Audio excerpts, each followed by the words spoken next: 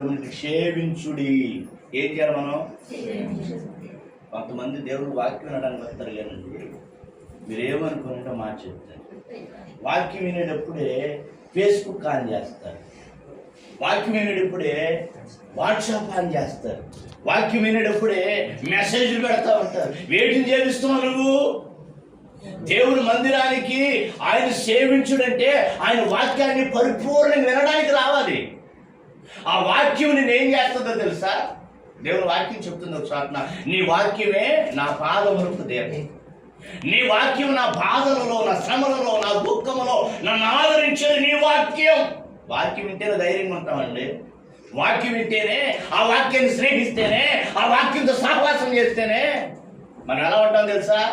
బలవంతులుగా ఉంటాం. అపవాదిని జయించగల సామర్థ్యత దేవుడు మనకి కలగజేస్తాడు. నాకు అర్థమవుతుందా?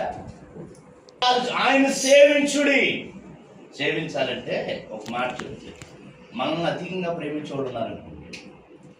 మనల్ని అధికంగా ప్రేమించేవాడు ఉన్నప్పుడు మనలో ఉన్న చిన్న చిన్న లోటుపాట్లు వాడు సరిచేయటానికి ఇష్టపడతారు.